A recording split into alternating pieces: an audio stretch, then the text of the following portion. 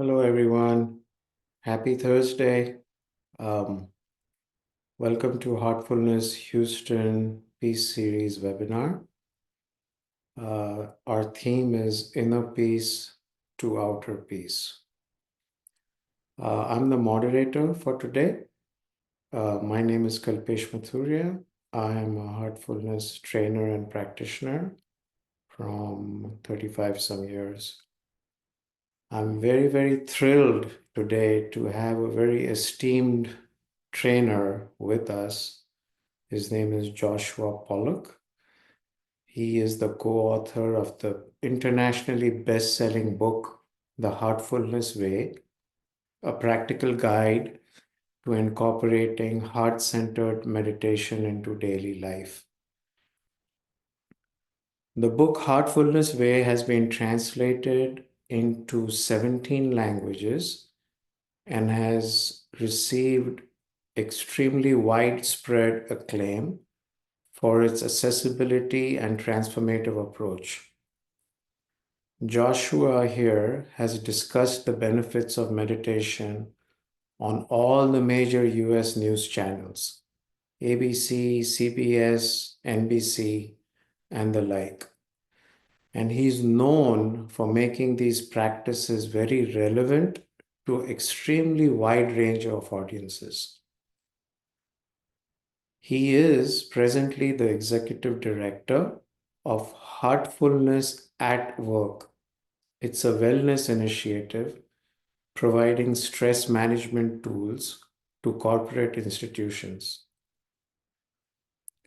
Before his present vocation as a meditation and wellness advocate, Joshua taught and performed classical violin. He can be heard on several Bollywood film scores, including A.R. Rahman's Gajni and Delhi 6. At this point, I would like Joshua to introduce himself a little bit further. Thank you, Joshua.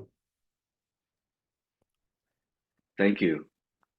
So, good evening, everybody. I'm happy to be here with you.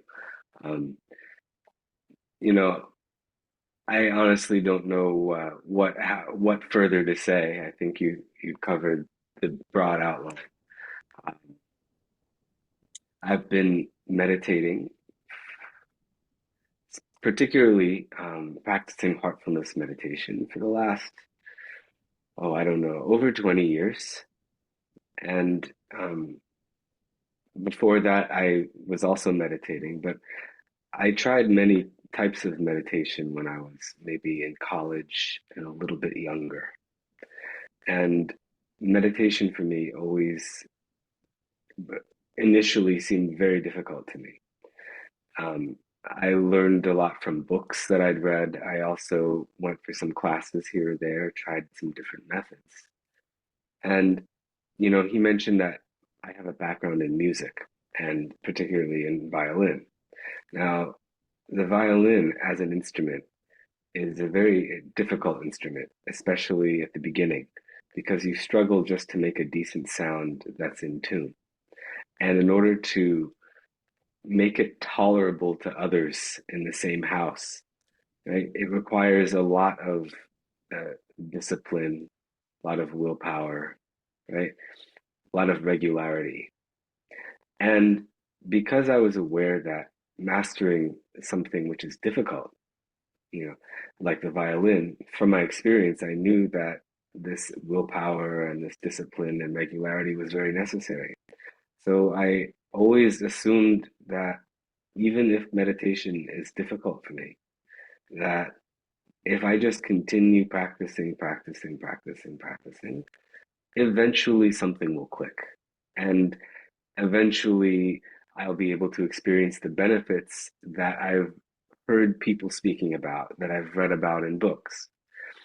And so after trying a number of different techniques, the reason I'm trying to explain to you the reason that I've been practicing a single method for 22 years, right? And the reason is because in my first few sessions, meditating with a trainer in, in this heartfulness method, I suddenly started having experiencing some of the benefits without even practicing. Started experiencing some of the benefits really immediately. And I was very impressed by that because I thought, that was going to take, it would be like slave labor. I would have to work and work and work and work.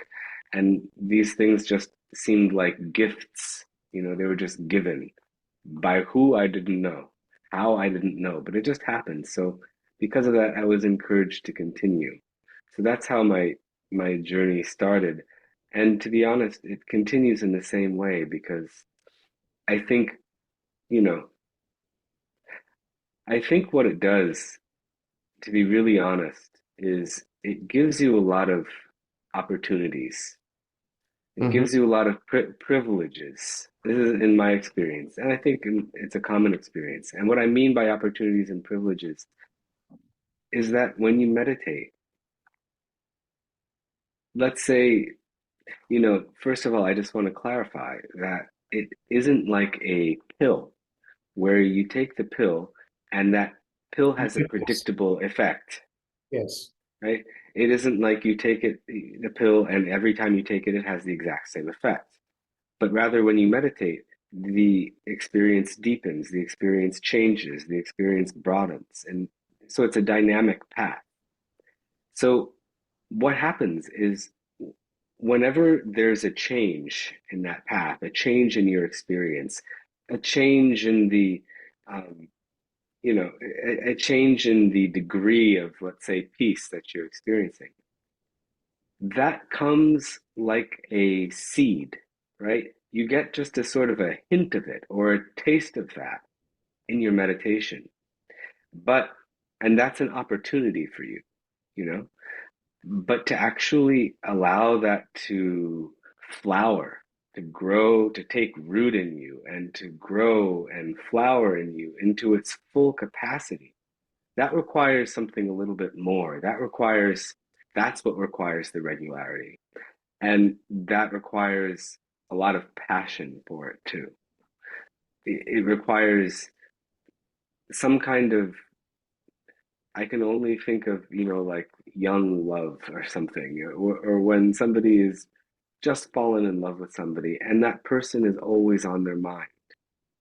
And in the same way, this feeling of a magical state of being sort of arises in your heart, let's say. And now you're not meditating anymore, you're going about your normal daily business. But even though you're doing that, you're somehow in your mind attuned to that sort of magical feeling that you Right. have, that you've experienced. And that attentiveness toward that as you go about your day, somehow that is what really makes Flower. it dynamic in your life.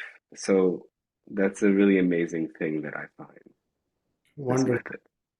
Yeah, see, on the outer plane, when we do things, let's say we are learning the violin, let's say I'm going to work, I'm driving home to work, work to back every day.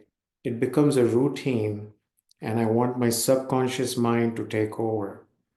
Whereas when we close our eyes and meditate, like you're saying, we have to be consciously observing what's happening in every session to get the benefit of it. Otherwise, it becomes a routine practice, and I Mm, don't want my subconscious to take over. I sure. want my consciousness to be there all the time. Awareness for everything, correct? Mm. Yeah, Yeah, I mean, yeah, exactly. very nice. So, how has you said you tried some other systems before, but Heartfulness was that game changer where without trying very hard, you got so much benefit out of it.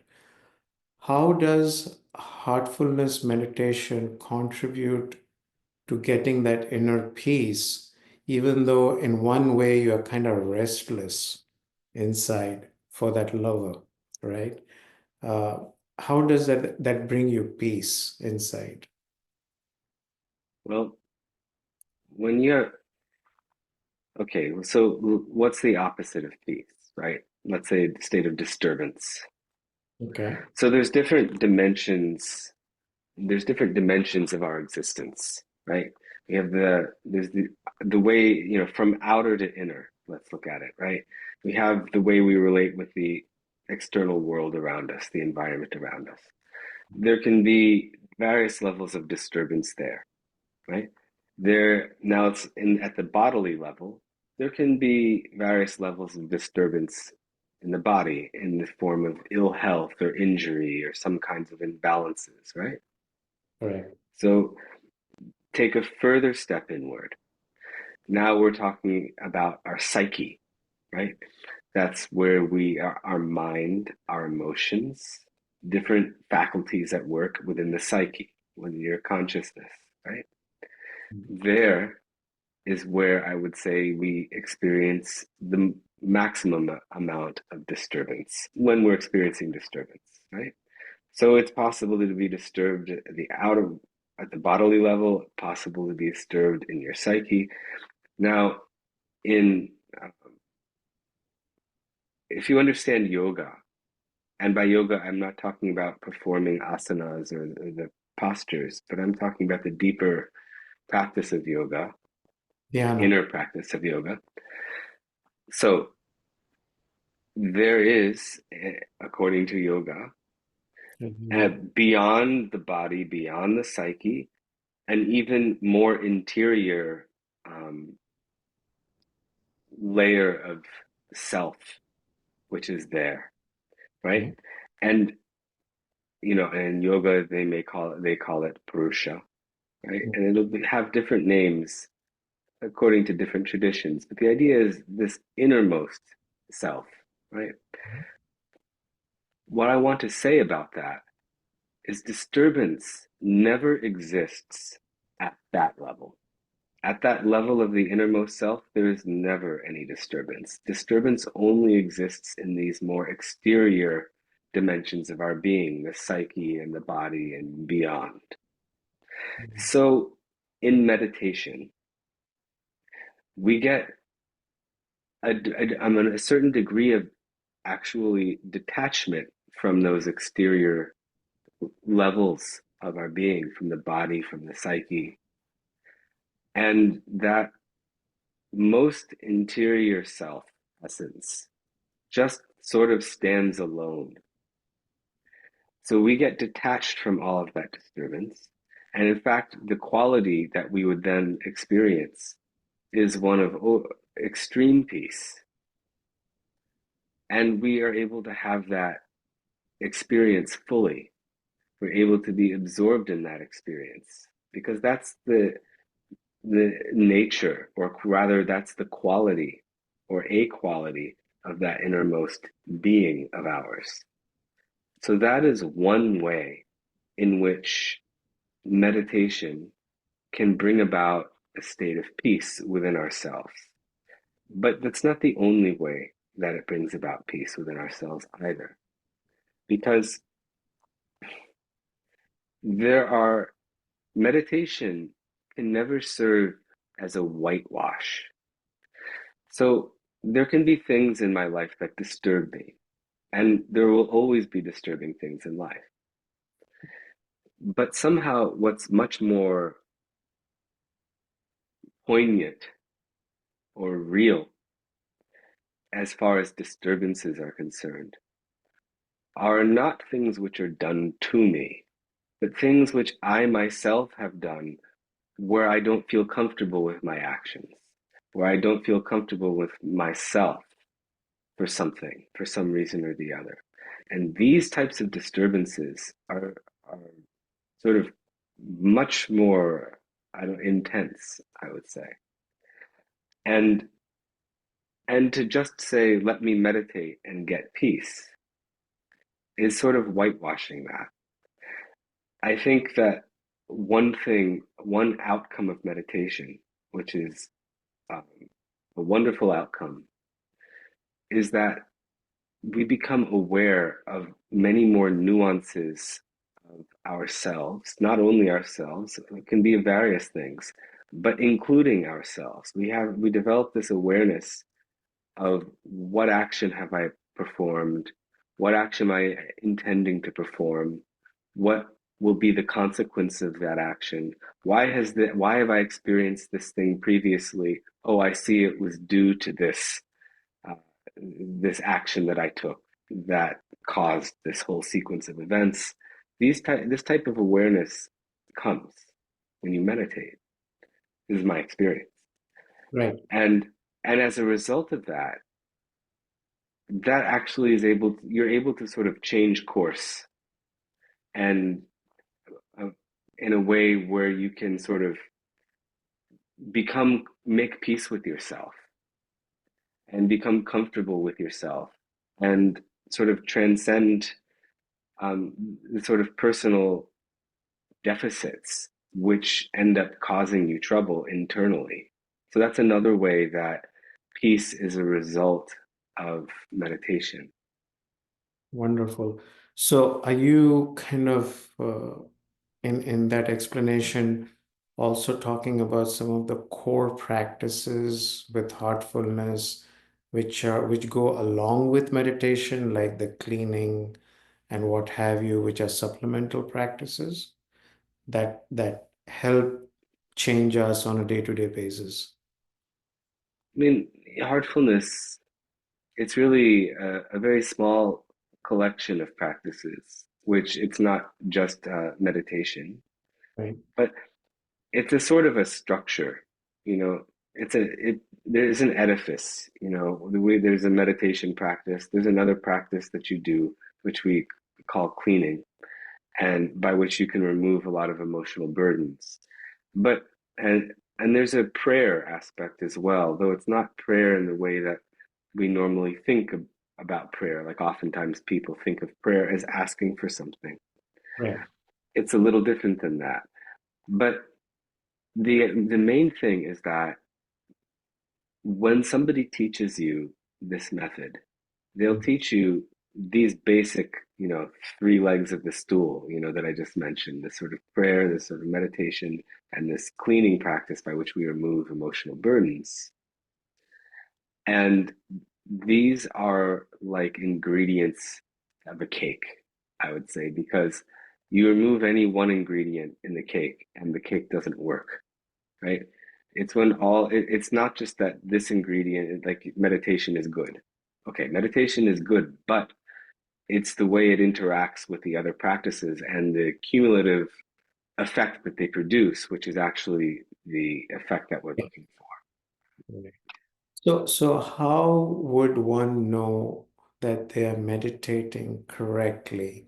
That's a question that's coming up. Uh, what should I feel during the practice? So I don't think you can judge a method, any method, by how you feel during any one particular meditation session. Okay. We we can judge. It is possible to judge a method. It's possible to know if you're meditating correctly, and but but what I'm first saying is that there is always some when you're meditating, you in fact always have a goal because oftentimes people will say, well, no, I want to be fully present. I don't want to have any goal in meditation.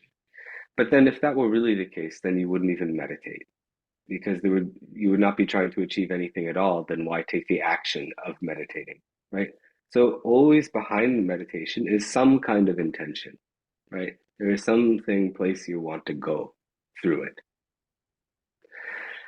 That means that there is some inner change that is being sought, that you are looking for, right? I'm looking for some change in myself from when I begin meditation to when the meditation ends. There should be something that happens, or else why meditate? So now that means that there is a movement from point A to point B. And in this movement, now you're entering into a transitory phase during meditation. So in that transitory phase, there may not be stability as you're meditating. You're in you're caught up in some sort of movement at that time. So that's why, of course, some meditations, you'll be wonderful experiences and you'll just feel like you've sunk into something, sunk into a meditation. But the better time to assess in certain of any particular meditation session is once that meditation has been completed. Meditation is now over. Mm-hmm. Now is the time to observe yourself and see how you feel. And then you would examine yourself. And then you, of course, can compare the meditation, how you feel afterwards, how you felt before, and understand the journey from point A to point B. In a general sort of way, to know if you're meditating in a way that's productive, you look for indicators, general indicators. I think most people who practice at least this method, and maybe any method, will know that the different experiences we have, conditions we feel. Today, the word of the day is peace. So let me use that one as an example, right? Is peace a goal, or is peace an indicator of something? You know, it's an indicator, like a symptom by which you diagnose a disease. In the same way, a positive state like peace can be an indicator that, yes, the path is correct, that we are moving in the right direction. So when you have such experiences, you can just take it as a signpost, as an indicator saying, yes, keep moving, Mm-hmm. right? Wonderful.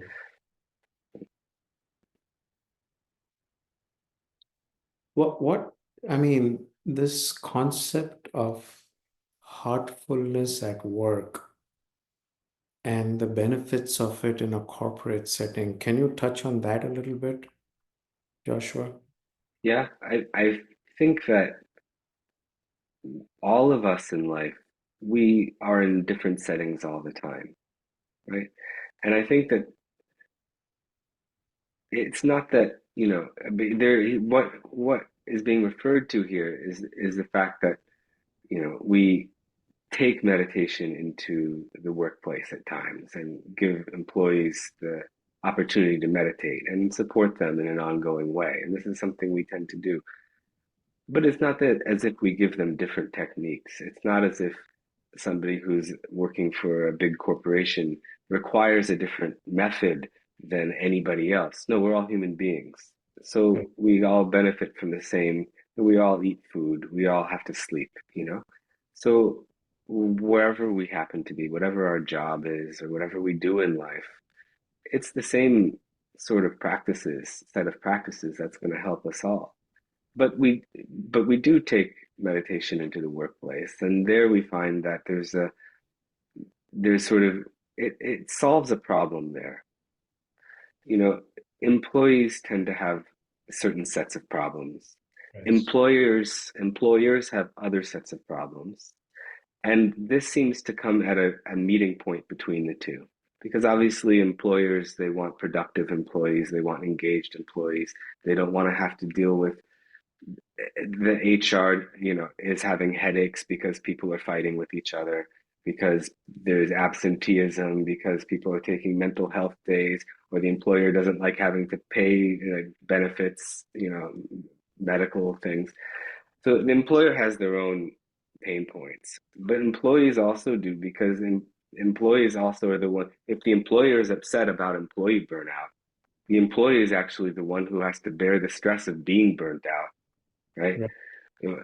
And so much stress is of course there, right? And problems of life balance and all of these things. I think that um, heartfulness is Can something which can solve a lot of these problems on both sides. So have. therefore, we make it available. Wonderful. Wonderful. So, would you say that you have experienced some incredibly long-term benefits through heartfulness? Yeah, I would say that. Yeah. There is a, I'm seeing, I'm actually, I'm seeing some questions that are coming in at the same time. Because I'm speaking and listening, I'm not really having a chance to read them in depth. But You can read I, them for me. uh, I think I saw one question about, I see, let's see, a question about disturbing, a couple of questions actually on the same theme. If someone can be disturbed externally but at peace internally, and vice versa, and inner peace versus, life's troubles, okay, so this is a theme that I'm seeing in the question, and it relates to the question you just asked me personally too, because I find a sort of a very supportive and nurturing quality to this meditation. Nurturing is a very, I think that's the right word, because you feel nurtured. And sometimes you require that inner sort of something nurturing you from within somehow. Because, when life is sometimes, to be frank, just falling apart around you, sometimes that happens. And I've found, and that does happen to me. So, like, 20 years of meditating has not reduced the problems that I have in my life one little bit, I would say. Not one iota.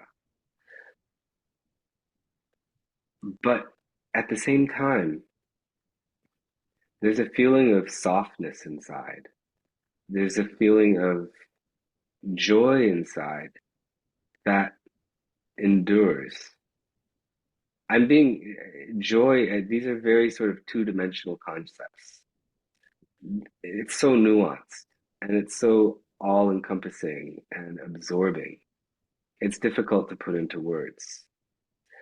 But there is, I would say, nurturing and support and something that holds you there, you know, something that sort of holds you in a very gentle way, where you're somehow, in a way, able to remain very relaxed and very peacefully, joyfully, lovingly continue, irrespective of real problems and real disturbances that exist For all. externally. Yeah. Yeah. So, That's so my the, finding. so the practice itself over time also helps is supporting and nurturing you from within in such a way that no matter what the problem is without, it doesn't really affect you within because You get affected. I mean, you get affected. I mean, you do get affected, right? But yeah, at the same time, even though you're affected, you're still floating free somewhere over there. You know, yeah, there's some detachment from that. yeah, it's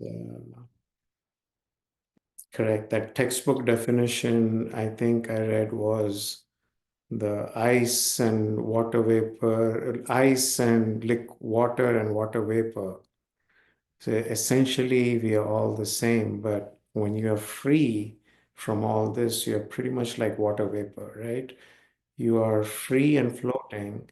And yes, it affects you, but you have warmed yourself within so much that it doesn't bother you that much, you know. Yeah, that's a good example. And it's that there are so many, like I mentioned earlier, these three basic levels, the bodily level, the psyche, and the most innermost level. But when you find that there's many different levels within you, you can feel disturbed at this level, but not necessarily At that, there. But if you haven't experienced some of those levels, then you're confined only to this level. And there's where the disturbance is, and there's where you are. So you're going to feel it. you know. Very nice. Very nice. Um, there's another question that's coming up over here. How can one practically recognize and work on the subtle aspects of the ego that persist even after years of practice? Well, I can I can point you to a statement made by one of the teachers of this path. In 2 words: forget yourself. Wonderful. Now, to forget yourself requires having a focal point. You must remember something else to forget yourself. We find, I think, in life, there's a lot of research on the flow state, right? Flow state that is experienced by in any field, you can experience this flow state. But we often associate it with athletes or with musicians. When you're in some sort of very natural movement, natural activity, without so much mental involvement, without self-consciousness, but you're just sort of merged with the activity that you're doing. Transcendent. Where, right? So, but in times like that, where we aren't really remembering ourselves very much, those are the times when we're actually happy. Right. But this memory of the self and consciousness of the self, this is where we start to suffer. Now, realizing that, you say, aha, we give a name to it. I give a name. I have a sense of self, and I give a name to it. I say, oh, it's called the ego. And now I say, oh, the ego is my enemy. And I have to get rid of it. And now I'm focusing even more on myself. This attempt to overcome the ego is is a very paradoxical thing. It leads us it leads us in the wrong direction, the attempt to transcend the ego, because we're focused on the ego that we're trying to transcend. It doesn't allow us to forget it. So, and another thing, by one of the teachers, another one of our teachers, the current teacher, uh, Kamlesh Patel, known as Daji, frequently says the ego isn't really the enemy. It's the misapplication of the ego that is the enemy. Right? Like we can adjust how it behaves. Mhm. I'm talking two different topics now. I'm Correct. from two different angles. That was what I just said was one thing. This is something else.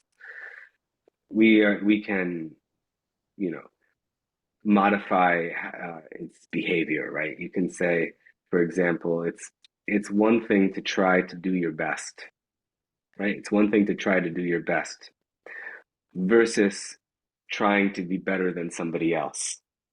Both are expressions of ego, but one is a healthy expression, whereas the other one is an unhealthy expression. Competitiveness is an unhealthy expression, but trying to aspire to something better in myself, not comparing myself to anybody else, that's a healthy aspiration. That's a healthy use of the ego, right? But coming back to the other point about forgetting oneself, this is what we do when we meditate. And when we meditate, you do lose yourself. You do forget about yourself when you go deep into meditation. You get very absorbed in meditation. I mean, many people have had the experience that they emerge from meditation, and it takes a few seconds to remember who you are, right? It takes a few seconds to remember even who you are. It's so detached somehow from this false identity. So, the ego is like a persona. And a persona is it comes from a word that means mask. So it's a false persona worn by the real person. What I said earlier, that real self, it's called Purusha in yogic language. Purusha means person, right? So you have the real person inside, the Purusha. And then you have the persona, the ego, which is worn as a mask on top of that person. but when we go into meditation and then we come out of meditation and we feel the new state of being, which is the result of having meditated, if we remain aware of that as we go through our day, having that focal point there is something which um, does make you, it takes you away from this egoistic mindset, and it does make you forget yourself, and so that helps. Yeah, yeah, it does. It does absolutely. I think what you're saying is what we've heard from our guides that, the heart's lane is so narrow that only one can exist. Two cannot exist in it. So it is, Right. we have to, it's a very, very gentle and subtle way they guide us. And if we are receptive, we catch it. If we are not receptive, we don't, it's our loss, so to speak. Yeah. But another question, Joshua, in the digital era, how do we stay at peace with constant distractions around us? Well, you know, actually, I think there've always been a lot of distractions in life. But yes, there are many more now with this digital era. Yeah, the I type, yeah. I think that sometimes we have to have a little discipline about it. If you have identified the problem as being an external one, a digital one, Hmm. then if that's the problem, then we have to remove the source of that problem.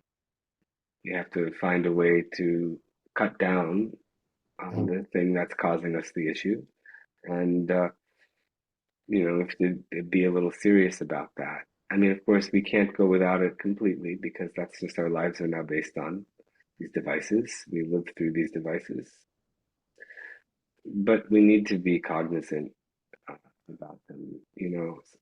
Often I just put my phone on focus mode and set it aside, and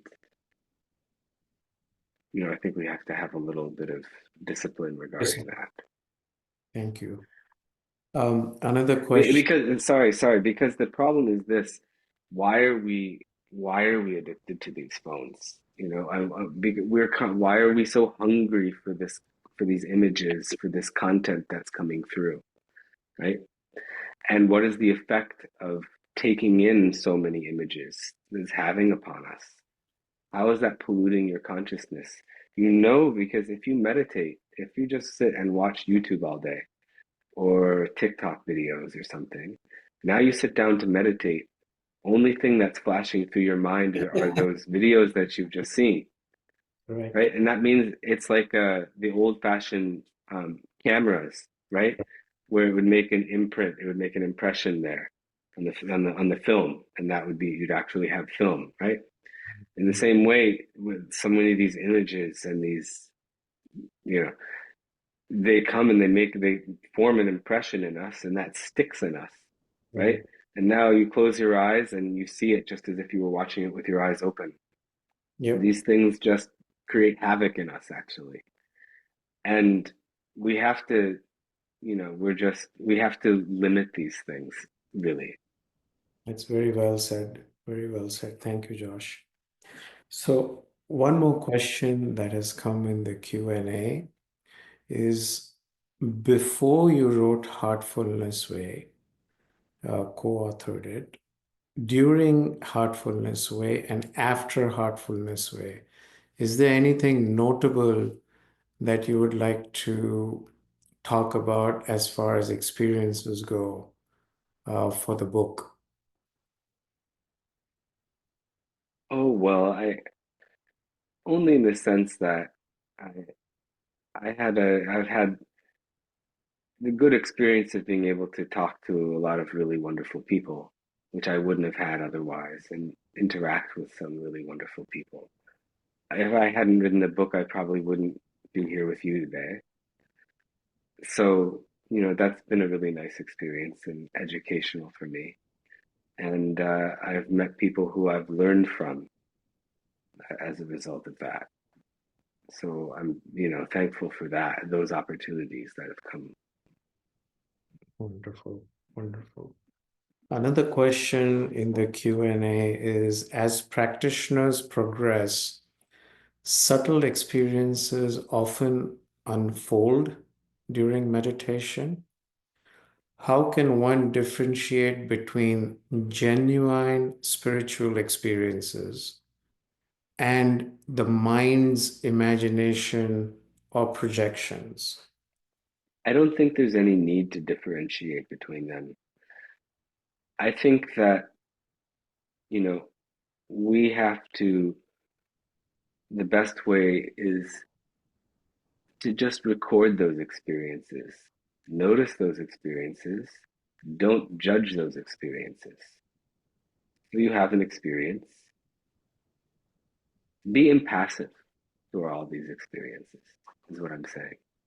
So if you write an experience down, there it is, it's written down. You have another experience, you write that one down. Whether it's true or untrue, it's really not of any, it's who is to say? It's not really there's no need to say it. Just treat it as an experience, something that was seen, something that was experienced, something that was perceived. And that much is true, that you perceived it in any case. So Right. look at it from that. This is something I perceived. There it is. Very nice. Another question is, what do you recommend for being active in meditation and not falling asleep? Well, sleep enough at night. And if you sleep for 2 hours and then wake up for meditation, you know, it'll happen. Yeah. You know? And there's certain general, good housekeeping things about meditation. Like you don't meditate lying down, Hmm. or you don't meditate with your head resting against something, a headrest or something. That much you can do. If you feel really groggy, see, I always take a shower. If I wake up and meditate, I don't just go straight from the bed to the seat. I Hmm. always wake myself up first, in a way. But then at the same time, some people confuse meditation and sleep. Right. That's another thing. Because some people, when they get very absorbed in meditation, they think, oh, I didn't manage to meditate today. Instead, I just fell into a deep sleep. But that was meditation. But then you have to be able to differentiate between the two. And the best way to differentiate is afterwards. How do you feel? If you feel, I mean, it doesn't really matter. But if you want to know, if you feel very groggy afterwards, then it's probably sleep.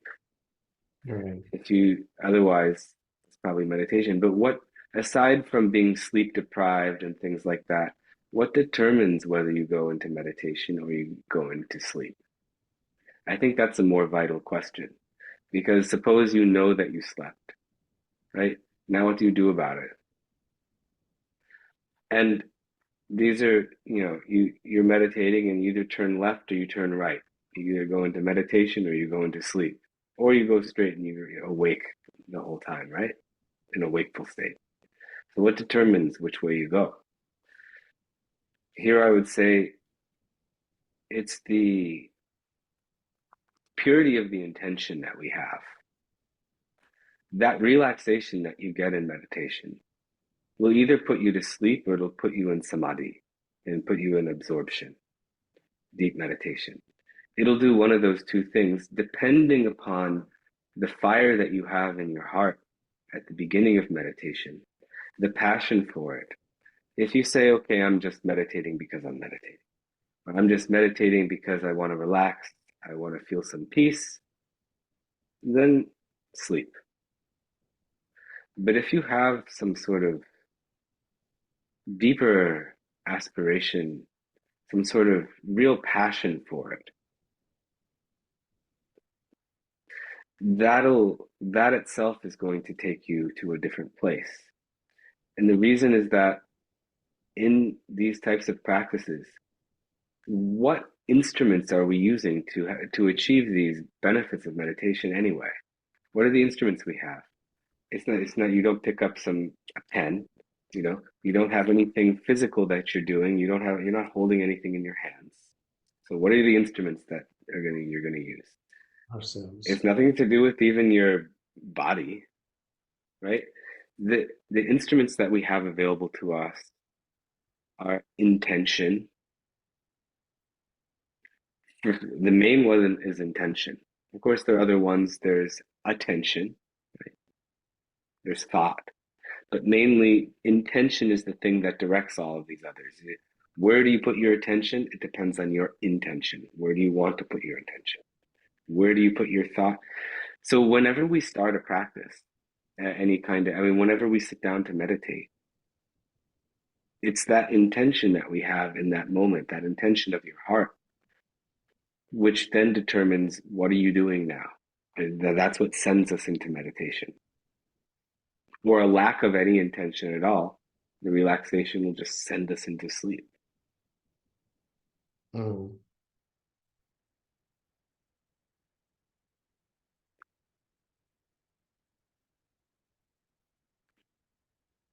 What would you say to, somebody who's meditating and there are instances, where you just touched on it in your previous answer, something about samadhi, right? And when they touch that state, it could be the meditation, which was for maybe 30 minutes, 45 minutes, seems like a minute or two. Or conversely, you sit for a very short time, but it feels like you sat for eons of time. When they touch those kind of states, is it their it's the burning in their heart for the meditation that makes them feel that, or is it the the power of the guide that's helping at that point in time? Well, it's because that we have gone inward and detached ourselves from the outward measures by which the outward things by which we measure time. I know how much time has passed because of what's happening around me. I have a sense of that, therefore I can judge the time. But I close my eyes, I withdraw into some inner world. Now I lose those external markers of time, and therefore I'm not able to judge it in the same way. So it's simply because of that we don't have a good estimation always of the amount of time that's actually passed. Okay, wonderful, wonderful. Joshua, would this be a good time for us to do a quick peace intention that you can show us how to meditate? Yeah, let's we'll spend about maybe 10 or 12 minutes meditating silently, Okay. and I'll guide you.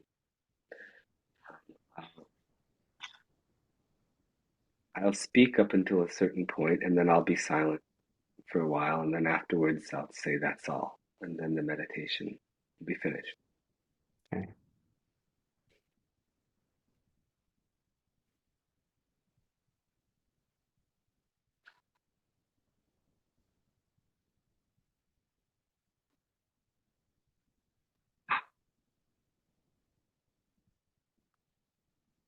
Close your eyes. Bring your attention to your toes. Wiggle your toes and then relax them.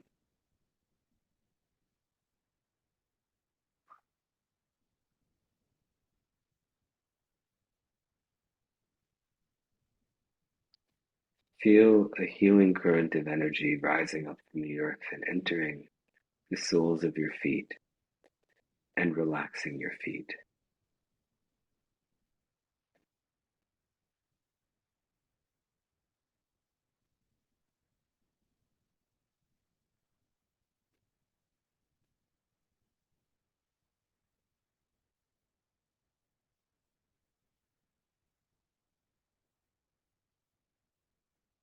Let this energy move upward, gently relaxing every place that it touches. Let it relax your ankles and lower legs.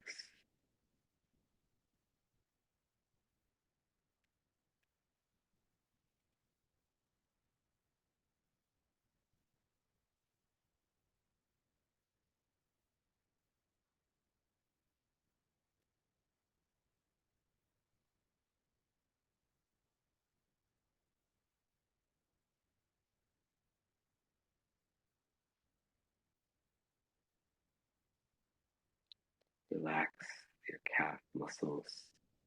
Relax your knees.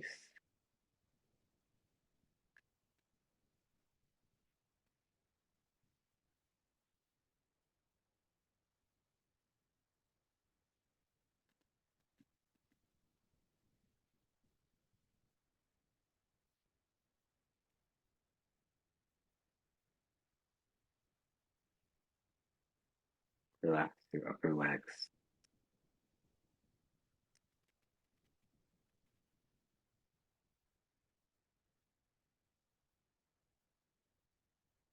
Your hips and waist.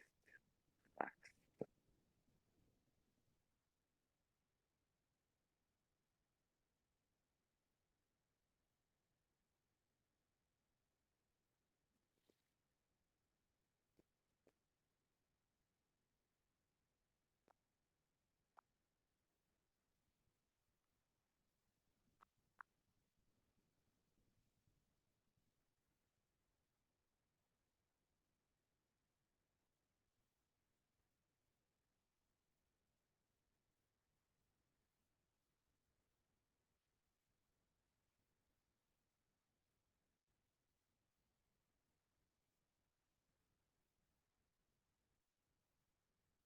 Relax your abdomen.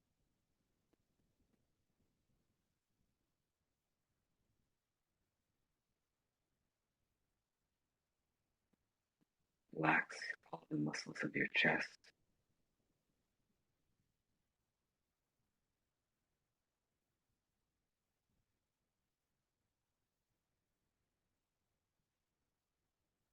Relax your back from the base of your spine all the way up to your shoulders.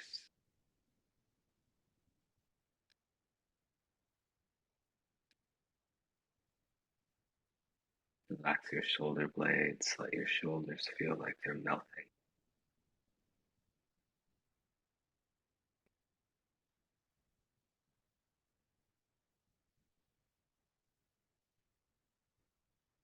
Relax your upper arms.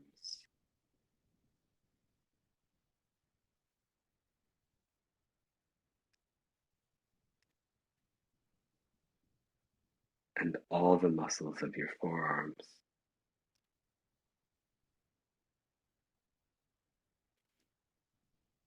Your wrists and hands and fingers. And let your neck muscles relax.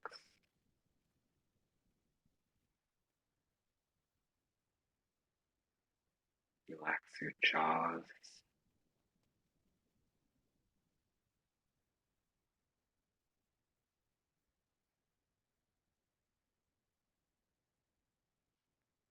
Relax your mouth.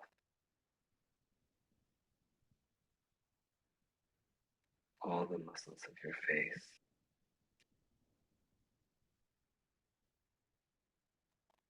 Let your eyes be very softly closed. Relax your forehead, temples.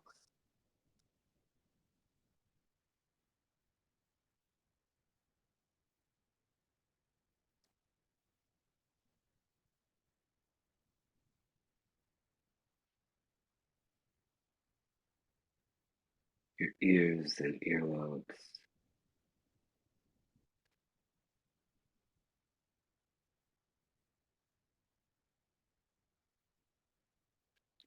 the way to the top of your head.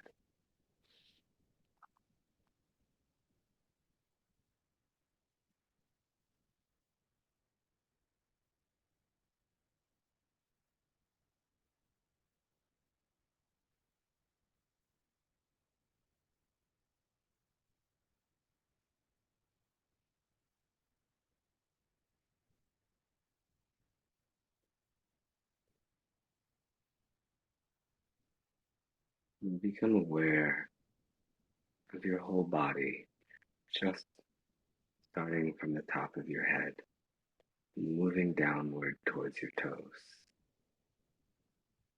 And if there's any place that requires more attention, more relaxation, relax that place.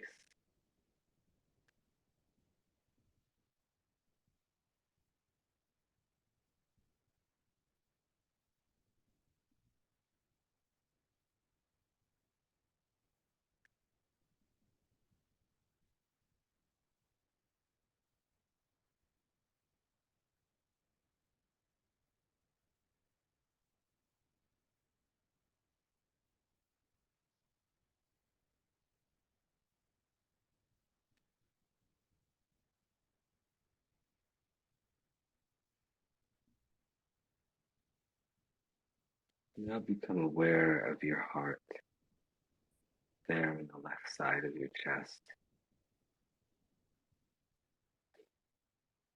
and make the suggestion or intention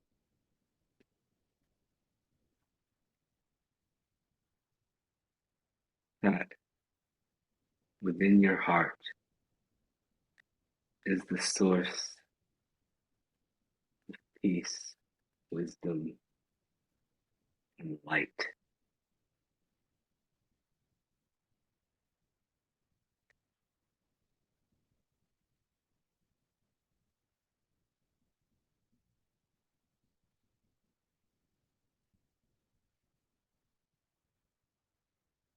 which is drawing you toward itself. You're getting drawn, your attention moving toward that source of peace, wisdom, and light within your heart, there at the core of your heart.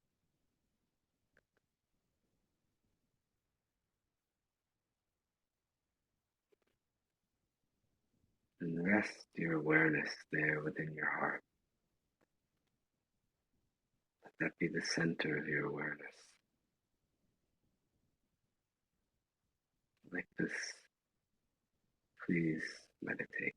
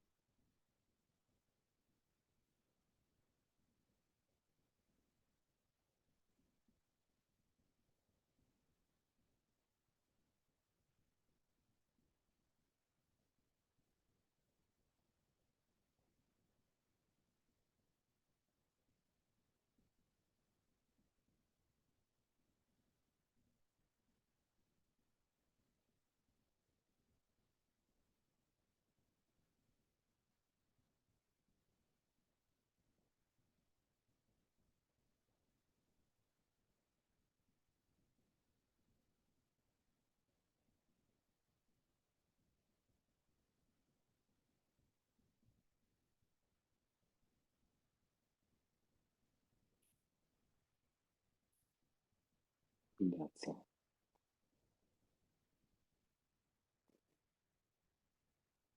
I ask you to remain with your eyes closed for just a few seconds. See how you feel now. The meditation is complete.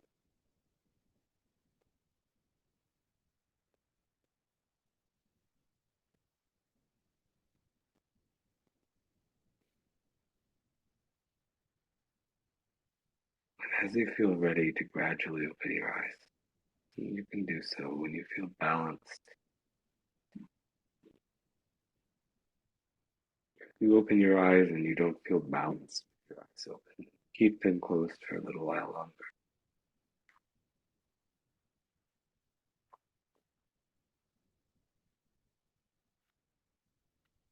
Now,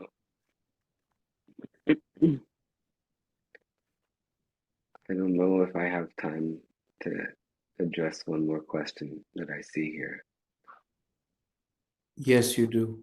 You can address that Okay. question. There's one more question that came up, Joshua. Um, Is the well, diff I see one here actually that I want to do. I haven't seen all of the questions, but I just see one that's in front of me. It says, I talked about detachment, but how would I respond to the idea that detachment's a bad thing because it doesn't allow you to experience the ups and downs of life, which some say is essential. I'm reading the question now, which some say is essential to lead a full life with the entire spectrum of emotions and feelings. Okay, I have not actually advocated detachment. I want to be clear. I am not advocating detachment. Heartfulness doesn't lead to detachment. It's like this. If you bring a new understanding to a situation and you get detached from the limitations of your old understanding, but now you've brought in a new understanding. So, in a similar way, you're bringing in something new to a situation in your life, to a relationship that you have in your life. And with this new element, with this new understanding that you get, it makes some subtle differences there. There's a word called religion. This word is thought to come from a word called religare. Ligare, combination. Ligare, it's like the word ligature, meaning a knot, right? Ligature is a knot. Ligare is related to that. Like to redo. So it's, in other words, this word means to rebind, to rebind, right? To reunite. That's what the religion is supposed to mean. Look at the world's religions for a moment. Look at the rituals that are performed in the world's religions, right? Whether it's prayer certain times of day, or prayer before bedtime, or some kind of, not necessarily prayer, but some other practice on some regularly prescribed interval, perhaps, some ritual. And you can see that what is trying to be done is they're trying to revive in you a certain consciousness of the divine as you go through your day. You're going through your day, and now you've probably lost that. You've gotten absorbed in your outer activities, and now this ritual comes, and that gives you an opportunity to revive your consciousness of something higher, right? So that somehow, like jumping from stone to stone to stone, going from practice to practice or ritual to ritual throughout the day, you're constantly reuniting, right? To reunite, to rebind throughout the day in many different things, many different times. And I think that the aim we should have is to not have to constantly return again and again and again to remembering, but instead to retain a consciousness of that higher dimension throughout, 24 hours throughout. Now, as long as you bring that, that's what we can say is spiritualizing the material life. Instead of detaching ourselves from material life and going into some kind of spirituality abstractly, we meditate, we're getting in touch with something inside, and now we have a bucket full of something which we're carrying with us throughout the day and bringing that to our daily lives. Now, detachment, I mean, one of our teachers in this Heartfulness Way, he made a point of saying, no, not detachment is not the way. He said, no undue attachment. Attachment, good. Due attachment, good. Undue attachment, that's where you go off balance. Extra attachment, unnecessary attachment for this thing or for that thing, which is not relevant to you. Then we get diverted. So I just wanted to address that. Thank you. Thank you. Yeah, you remember to forget. And that same guide that you just talked about, your life should be like a swan. You're living in it. You're in the pond all the time. But when the swan comes out, the wings are dry. So we're not detaching ourselves from anything. We're very much A on. good, very good example.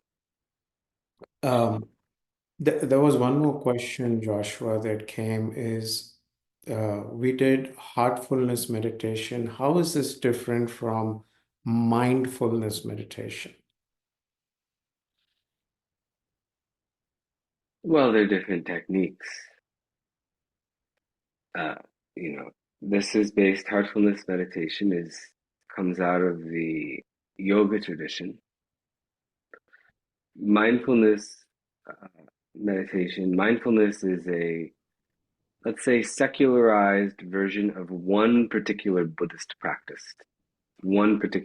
practice, which has been renamed as mindfulness since the 1970s. Got it. Thank you. Um, Let me see if there are any other questions. I think we have gone past the hour. So I'm going to say thank you so very much, Joshua, for taking the time, for connecting with us, for this diverse audience, so they can see, hear, talk, the details, and experience more than anything else a meditation session. I appreciate your time. I'm just going to go through some of the slides I have. Uh, Let me see, I need to share my screen and make this smaller so that we can kind of, if anybody wants to meditate with a personal trainer in the audience, you can just click on this QR code and it can take you to where we have a personal trainer who can connect with you and who can get you going for meditation. Uh, the very next slide is a big thank you note to all of you for participating. We do have group meditation for those in Houston at India House on Sundays at 8:45 a.m. If you want to get a hold of Josh for the companies, folks that have joined, like uh, his contact email is right here, workplace at heartfulnessinstitute.org. Please I reach out. can't I can't see your slides. I don't know if the audience can, Oh, I'm but sorry. I can't. Okay. Can everybody in the audience see my slides? Hold on. Let me play from the start.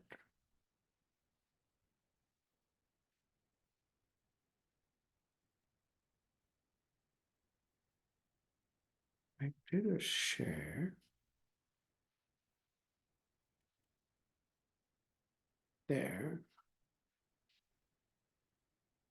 Yes. Okay. Can you see my slides now, Josh? Okay, thank you. Uh, this is the slide I was sharing. If you want to meditate with a personal trainer, these sessions are all free of charge. This is the QR code you can click on, and you will be assigned a trainer who can work with you to teach you heartfulness meditation. Also, a thank you to all of you for joining us. We do have group meditation in India House on Sundays, where y'all can connect with us if you're local to Houston. This is if you are interested in getting connected with Joshua for the Heartfulness at Work activity, because I know there's a lot in the audience that are from different companies. This is the email you will use, workplace@heartfulnessinstitute.org. So please reach out to him over there. You can also email us for any heartfulness questions to houston.texas@heartfulness.org, and we'll point you in the right direction. Uh, Thank you so Yeah. much again, Joshua. I'd recommend, yeah, most welcome. I would recommend that folks can just take a photograph of that screen or take a screenshot, so you just have it, you Yes, know. take a And screenshot, or we can even share the Zoom link that they registered on. We will be sharing this set of slides with them, so they great. can reach out to the right people. Thank you so very much again, Joshua, for your time and for everybody that joined. Deeply grateful. We made a Yeah. difference. Uh, just last housekeeping is we have the next webinar series is next week on Tuesday at 7 p.m. Central. We have Dr. Hetal Nayak from Yoga Sopanam. Um, I think we've gone a little bit past the time, but that's okay. We were in a meditative state, and you've left us all in a meditative state. Thank you, Joshua. Thank you so much. Thank you, Kalpesh. Thank you, Heartfulness Houston. Thank you to all the participants in this chat and for the really interesting questions. I appreciate it. Thank you. Good night. Good night.